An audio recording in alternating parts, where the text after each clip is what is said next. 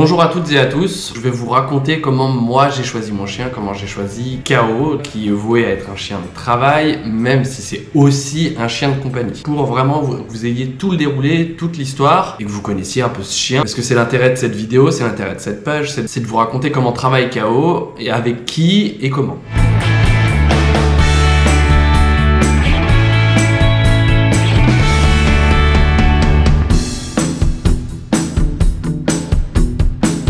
Faut savoir que moi j'ai un objectif professionnel derrière le fait de prendre un chien. J'avais à l'époque Marley qui travaillait avec moi, qui commençait un peu à vieillir, donc il fallait que je lui trouve un remplaçant ou une remplaçante à partir des 7 ans de Marley, parce qu'elle va pouvoir commencer du coup à le former, à l'aider, parce que l'apprentissage par observation c'est une grosse partie de l'apprentissage. J'aimerais vraiment m'appuyer là-dessus, c'est retrouver un peu ce côté naturel où le chien travaille correctement sans que moi j'ai trop à donner de consignes. En temps normal, j'aurais dû prendre un chien, on va dire, pour 2017. À ce moment-là, on était en appartement, donc on avait déjà 2 chiens et un bébé. Se retrouver avec un 3e chien par-dessus, c'était juste pas possible. 2018, on lance la construction de la maison. Je commence mes recherches pour prendre un nouveau chien. Le chien de refuge, c'est trop compliqué pour nous parce que j'ai un aspect professionnel derrière. J'ai déjà 2 chiens à la maison, un enfant qu'on a pour objectif de prendre un chat un jour. Je m'oriente directement vers un chiot. J'ai besoin de conditions d'élevage optimum. Il va avoir du chien réactif, il va avoir du chien agressif. Je sais que je veux m'orienter vers l'humain et qu'il va pas y avoir que des cas faciles pour lui, donc j'ai besoin d'un chien qui est vraiment solide dans sa tête. J'aurais voulu prendre le chien une fois qu'il avait 4 mois, 6 mois, mais pas avant parce que je voulais qu'il passe le plus de temps possible avec sa mère. Du coup, je pose la question à des professionnels quand ils m'ont annoncé le prix.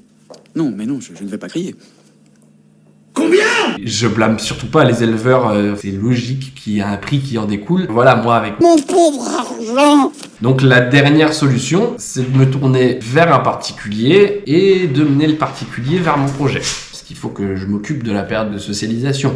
Il me faut aussi une portée qui est pas trop loin de chez moi parce qu'il faut que je puisse y aller très souvent. Le dernier paramètre, c'est qu'il me faut un chien adulte de taille assez conséquente parce qu'un petit chien, avec tout ce qu'il va être amené à avoir, ça risque d'être trop compliqué pour lui. C'est vraiment important pour moi que le chien, quand il travaille, il soit à l'aise et que ça se passe bien pour lui. Et je finis par trouver une portée en décembre 2019. Donc le premier truc que je fais, c'est que je vais les voir tout de suite. Donc les chiots viennent de naître, je vois la mère, je vois où les chiots sont, c'est une famille, les chiots sont dans le salon. On voit que c'est une famille de vivants, qu'il y a des gens qui vont venir, qu'il va y avoir des interactions. Les chiots qui vont sortir de cet endroit vont être enrichis mentalement déjà par la vie de tous les jours. Je leur parle de garder le chiot plus longtemps avec la mère. Elle me dit oui. Ne vous inquiétez pas, monsieur.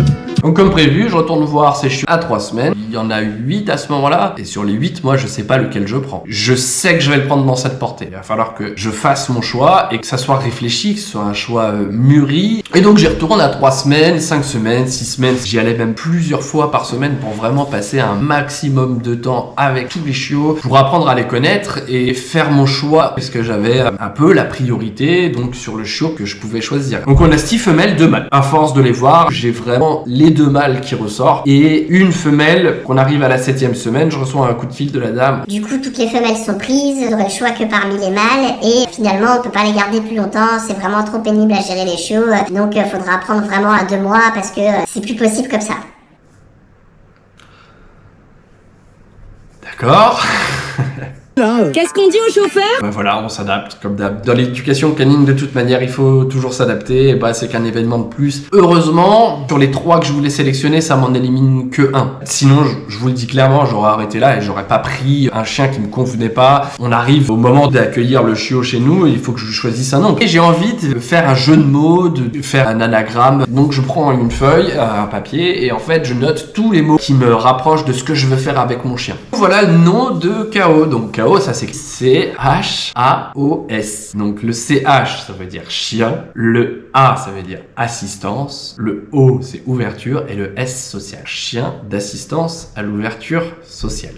En plus, le mot KO, pour moi qui suis boxeur, il est nickel. Et le fait qu'un chiot débarque dans votre maison, c'est le KO dans votre maison. Donc voilà, vraiment tout colle, tout est nickel. Et en plus, c'est rigolo, ça fait rire les gens. Il me reste donc à choisir entre ces deux chiens. C'est très difficile à la fin de faire cette sélection-là. Et vu que c'est un chien de famille, je me dis, bon, on va y aller tous ensemble. Donc on y va avec les deux chiens, avec ma fille et avec ma femme. Et on sort que les deux mâles, on les regarde, on joue un peu avec eux, on est tous d'accord sur le fait que les deux sont top, qu'on n'arrive pas à se décider, on va devoir faire un choix un peu pragmatique. Donc du coup je vais chercher mes deux chiens et je les balance comme ça au milieu des deux chiots. Je fais ça, attention, je connais mes chiens, je sais comment ils vont réagir, je sais que ça va bien se passer. Je vous rappelle, je suis déjà éducateur canin à ce moment-là. Faites attention, vous si vous avez déjà un chien, allez pas forcément les bazarder comme ça au milieu des deux chiots, ça peut être très risqué et ça peut vraiment faire du mal. Donc mes deux chiens arrivent, voient les chiots, reniflent un petit coup, les chiots sont pas à l'aise, ce qui est complètement normal à cet âge-là. Et mes deux chiens comprennent que les deux chiots sont pas à l'aise, les ignorent et partent.